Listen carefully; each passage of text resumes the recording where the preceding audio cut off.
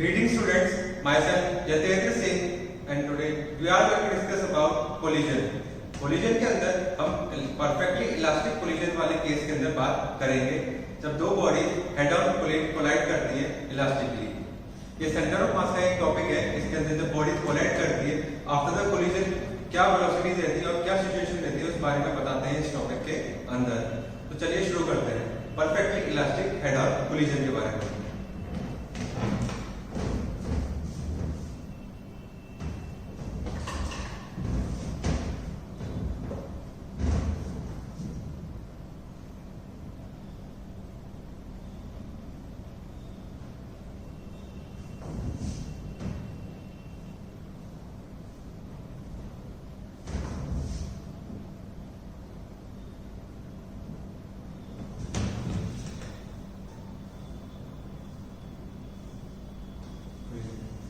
तो इस सिचुएशन में जब दो बॉडी हेड ऑन कोलाइड करती है इलास्टिकली, उस सिचुएशन में होता क्या है डायग्राम से समझते हैं। तो मान लीजिए एक बॉडी है m1, एक बॉडी है m1 जिसकी इनिशियल वेलोसिटी है u1 और एक सेकंड बॉडी है ऑब्जेक्ट है m2, उसकी initial velocity u2। After the collision m1 की वेलोसिटी हो जाती है v1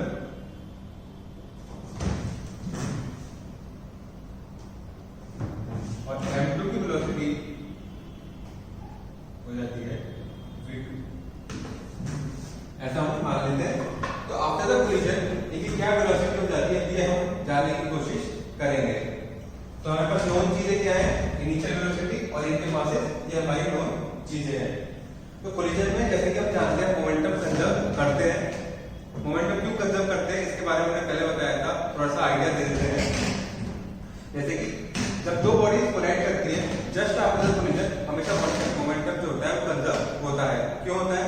क्योंकि टाइम ऑफ इम्पैक्ट जो होता है ये बॉडी इस बॉडी से कोलाइड करेगी, उसका टाइम ऑफ इम्पैक्ट काफी स्मॉल होता है। उस स्मॉल ड्यूरेशन में उसके जो इंटरनल फोर्सेस होते हैं, इन ऑब्जेक्ट के इंटरनल फोर्सेस होते हैं वो काफी, उनकी वैल्यू काफी ज्यादा होती है। तो उसके जो एक्सटर्नल फोर्सेस जो होते हैं उनकी वैल्यू नेग्लिजिबल हो जाती है।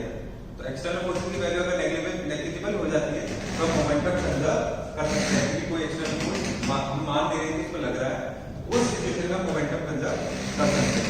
तो इस सिचुएशन में मोमेंटम कंजर्व करते हैं, एक इक्वेशन निकालेंगे उससे और फिर हम इक्वेशन के थ्रू m1 v1 को v1 v2 को कैलकुलेट करने की कोशिश करेंगे।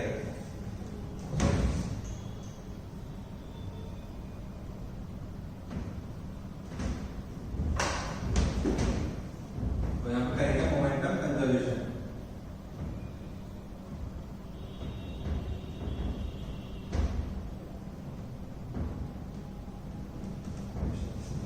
Initial momentum equal to final momentum, तो हो जाएगा m1 u1 plus m2 u2 is equal to m1 v1 plus m2 v2। क्या ये हो जाएगा? ये हो जाएगा, ये हमारी है पहली इक्वेशन। अब दूसरी इक्वेशन निकालते हैं। दूसरी इक्वेशन निकालने के लिए हम यूज करेंगे न्यूटन्स लॉ ऑफ कोलिजन, जो कि बताता है velocity of separation upon velocity of approach equal to होता है e माइनस e। e क्या है? Coefficient of restitution. जैसे कि हम जानते हैं coefficient of restitution elastic collision में जो होता है इसकी वैल्यू 1 होती है। तो उससे एक इक्वेशन निकालते हैं अपन,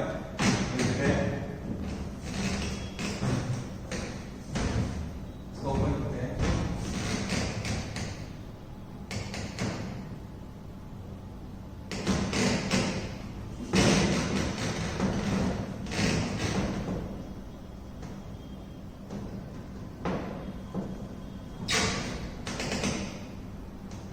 वेलोसिटी ऑफ सेपरेशन क्या हो जाएगा? v2 माइनस v1 और वेलोसिटी ऑफ अप्रोच क्या होगा? u2 minus v1।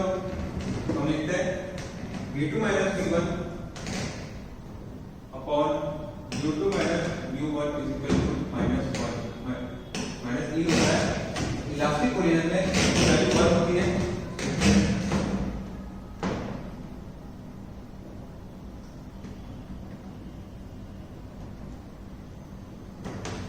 यहाँ पे 1 पुट कर देंगे और इसको इससे मल्टीप्लाई कर देंगे तो u1 माइनस u2 हो जाएगा।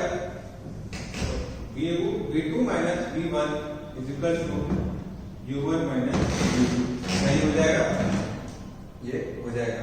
अब हम इसे m1 मल्टीप्लाई कर देते हैं ताकि हम इसको एलिमिनेट कर सके, या इसके बाद m2 को भी करेंगे ताकि m2 v2 को भी एलिमिनेट कर सके, ताकि हम v1 या फिर v2 किसी भी एक की वैल्यू निकाल सके।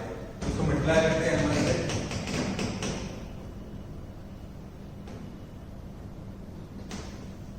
तो जाएगा m1 v2 minus m1 v1 equal to m1 u1 minus m1 u2। ये हो जाएगी सेकंड इक्वेशन, जो हमारी सेकंड इक्वेशन आ गई। हम सेकंड और फर्स्ट इक्वेशन को ऐड कर देंगे ताकि हमारा m1 v1 हट जाए और फिर m2 v2 बचे और v2 की वैल्यू निकाल सके। तो ऐड करते हैं इसको,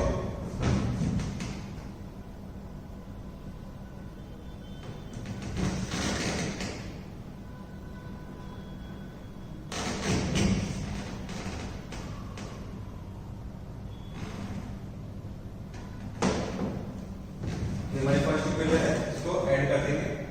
तो m1 v2 कैंसिल आउट हो गया, यहाँ पे क्या बचेगा, v2 कॉमन ले लेंगे, m1 plus m2,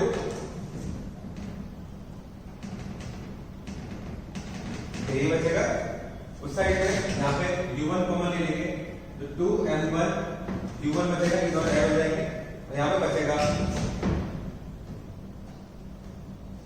m2 minus m1 into u2, ये बचेगा, ये बचेगा। अब इस वाली टर्म को नीचे लिख देंगे तो v2 की वैल्यू आ जाएगी, तो v2 की वैल्यू लिखते हैं,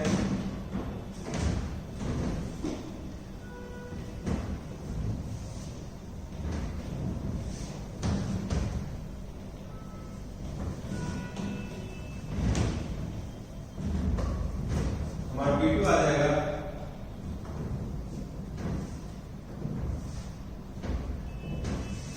2m1 u1 upon m1 plus m2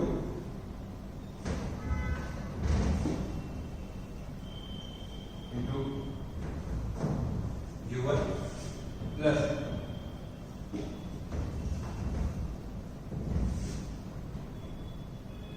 m2 minus m1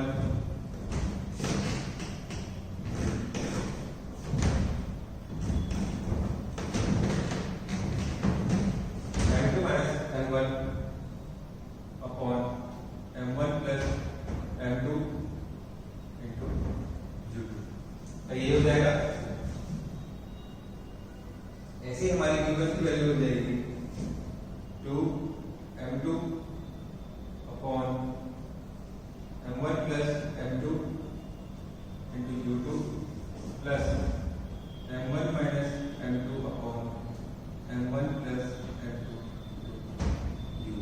ये हमारे v2 की वैल्यू हो जाएगी। हम सेम प्रोसेस को फॉलो करके इसकी वैल्यू ऐसे निकालेंगे। तो ये है हमारी आफ्टर कोलिजन ऑब्जेक्ट की वेलोसिटी निकालने का फॉर्मूला। ये था हमारा फॉर्मूला आफ्टर द कोलिजन की वेलोसिटी निकालने का v1 और v2। अब इन कोलिजन में perfectly elastic head on collision में जो दो केसेस बनते हैं उन केसेस के बारे में बात करते हैं। पहला केस है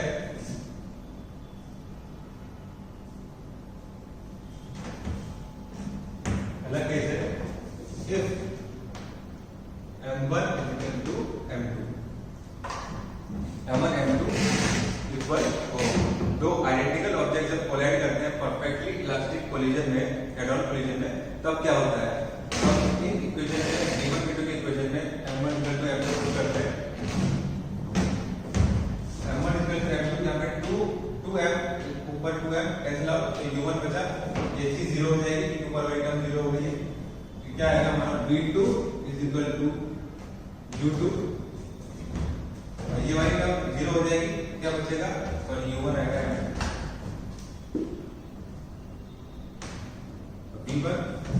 v1 के अंदर ये वाली टर्म 0 हो जाएगी, तो ये वाली टर्म बचेगी 1, तो u2 आ जाएगा, v1 is equal to u2, ये आ जाएगा।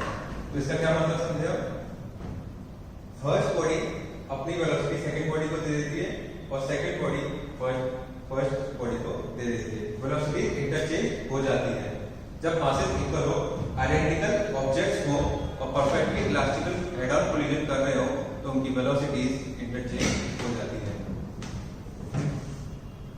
वेलोसिटीज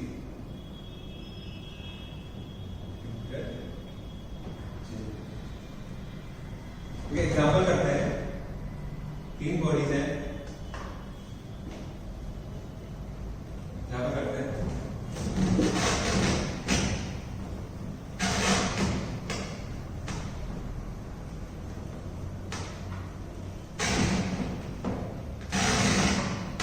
एक सरफेस है, उसमें 3 बॉडीज हैं, ए,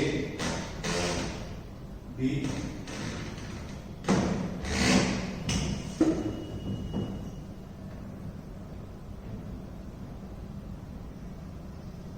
सी और D.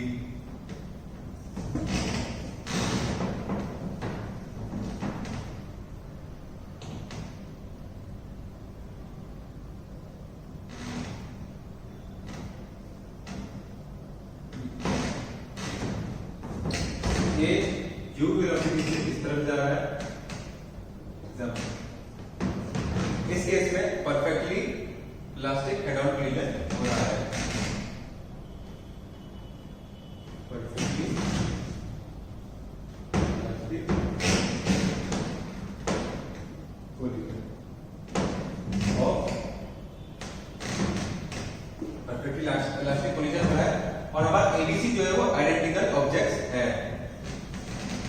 A B C D are identical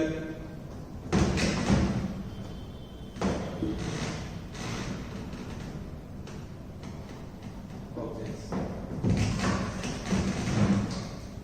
हमारे इस केस में आइडेंटिकल ऑब्जेक्ट्स हैं। हमको निकालना है कि आफ्टर द कोलिजन क्या सिचुएशन रहेगी। जैसे कि हमने अभी देखा आइडेंटिकल ऑब्जेक्ट्स रहते हैं तो वेलोसिटी इंटरचेंज हो जाती है। ये BCD जो है ये रेस्ट स्टेट में है, इनका 0 है, मतलब वेलोसिटी की 0 है और ये रेस्ट स्टेट में है। जब A u वेलोसिटी से B से टकराएगा तो B की वेलोसिटी इसके पास आ जाएगी जो कि है 0, तो A रेस्ट स्टेट में आ जाएगा, B u से आगे मूव करेगा, u से आगे मूव करते हुए C से टकराएगा, C की वेलोसिटी 0 है, 0 वेलोसिटी इसके पास आ जाएगी जो कि रेस्ट स्टेट में चला जाएगा B और C u से आगे जाएगा, D से टकराएगा, D रेस्ट स्टेट में था तो ये रेस्ट स्टेट में आ जाएगा, इसकी वेलोसिटी इसके पास आ जाएगी और ये u वेलोसिटी से मूव करेगा। तो ये तीनों रेस्ट स्टेट में हो जाएंगे, ये u वेलोसिटी से जाता हुआ दिखेगा। तो इसको डायग्राम में समझाते हैं। ये है A, ये है B जो कि रेस्ट स्टेट में आ गया, C से करने के बाद और ये D तो हमारा u वेलोसिटी से मूव करता हुआ दिखेगा।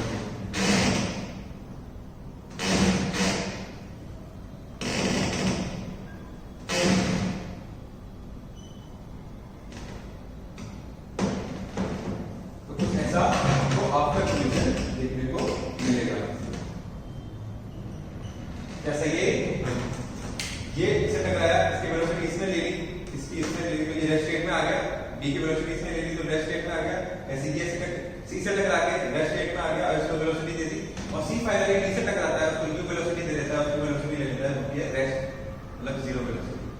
ये कुछ होता है परफेक्टली इलास्टिक कोलिजन जब आइडेंटिकल ऑब्जेक्ट्स होते हैं। अब बात करते हैं सेकंड केस की, जब m1 very far greater than m2।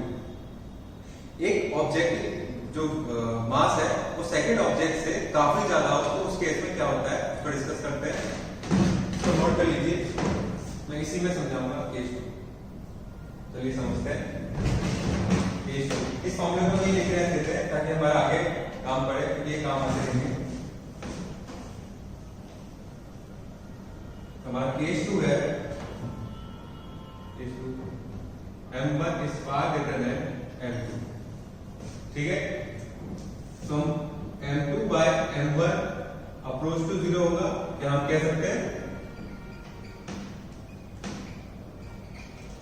क्या कह सकते हैं, क्या अप्रोच टू 0, क्योंकि m1 काफी बड़ी वैल्यू है और m2 उसके रिस्पेक्ट में काफी छोटा है, तो ये बड़ी वैल्यू है तो 0 से डिवाइड करते हैं तो अप्रोच टू 0 होता है। अब इन इक्वेशन को हम कुछ इस फॉर्मेट में बनाने की कोशिश करते हैं कि m2 by m1 बने, तो हम फर्स्ट V2 निकालते हैं, इसको पूरी इक्वेशन को M1 से डिवाइड कर देते हैं। V2 इक्वल टू डिवाइड करेंगे तो देखो 2 upon 1 plus M2 by M1 into U1 plus इसको करें तो M2 by M1 minus 1 upon 1 plus M2 upon M1 into ये हो जाएगा, ये हो जाएगा। हमने जैसे डिस्कस करा M2 by M1 approach to 0 है तो ये टर्म 0 हो जाएगी, ये 0 हो गई, ये टर्म 0 हो गई और ये टर्म 0 हो गई, हो गई ठीक हो गई। तो V2 क्या आ गया, V2 is equal to 2U1 minus 1 आएगा यहाँ पे माइनस U2, ये आएगा, हाँ ये आएगा। तो जो छोटा ऑब्जेक्ट है उसकी वेलोसिटी ऐसे चेंज हो जाएगी, उसकी वेलोसिटी चेंज होगी। अब बात करते हैं V1 के बारे में, फर्स्ट ऑब्जेक्ट का जो है उसकी वेलोसिटी क्या होगी।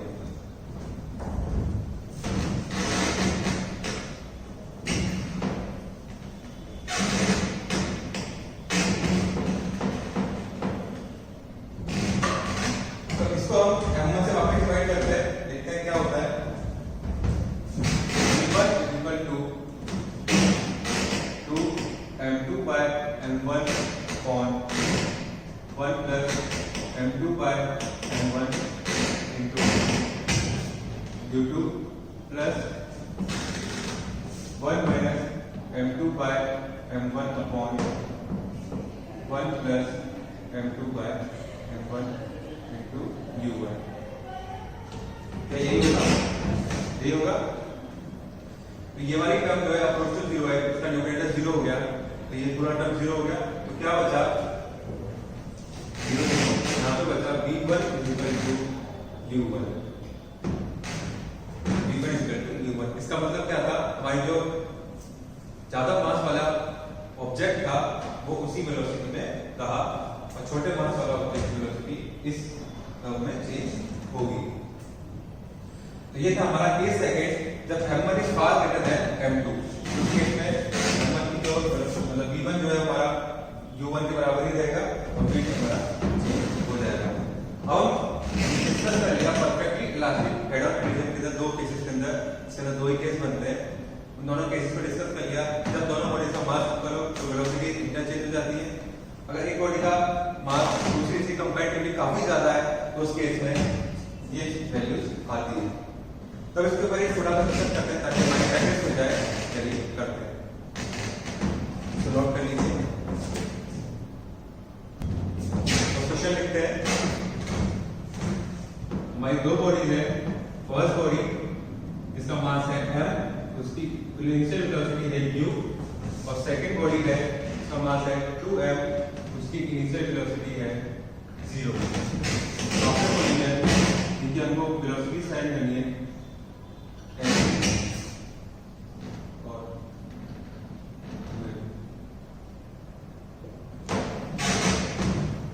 इसकी हमको फाइनल वेलोसिटी फाइंड करनी है। ये हो क्या है, परफेक्टली इलास्टिक कोलिजन। ठीक है, इसको सॉल्व करेंगे। कुछ हम फॉर्मूला में डायरेक्ट वैल्यूज पुट कर देंगे तो उसका आंसर आ जाएगा। जैसे कि हमारी u2 की वैल्यू 0 है तो यहाँ पे ये वाली टर्म 0 हो जाएगी, सिर्फ ये वाली टर्म बचेगी v2 में। इसमें वैल्यू पुट करते हैं तो v2 की वैल्यू हो जाएगी 2m1 जो कि है m, 2m upon m1 plus m2 which is m plus 2m into u1। ये हो जाएगी into u1, ये होगी तो क्या हो जाएगा u1 by 3 to u1 by 3। ये हमारे v2 की वैल्यू आ जाएगी, आ जाएगी ये आ जाएगी। इसका निकालते हैं v1। हम v1 को पुट करते हैं, v1 को पुट करेंगे तो हमारे u1 0 है, u2 0 तो ये वाली टर्म 0 हो जाएगी, ये वाली टर्म बचेगी जो कि क्या हो गया m minus 2m upon m plus 2m into u1। v1 हो जाएगा हमारा माइनस u1 बाय 3। क्या हो जाएगा? ये होगा, वैल्यूज को कर देंगे डायरेक्ट, उससे हमारी वैल्यूज आ गई। तो ये था हमारा perfectly elastic head on collision के ऊपर हमने सारी बातें कर ली है। कंप्लीट करते हैं। दो केसेस आते हैं, एक आता है जब आइडेंटिकल मासेस हो, एक वो जब एक का मास कंपेरेटिवली दूसरे से काफी ज्यादा हो। तो दोनों केसेस हमने डिस्कस कर लिए, उस पर हमने क्वेश्चन भी कर लिया। उम्मीद करता हूँ आपको समझ आ गया होगा। मिलते हैं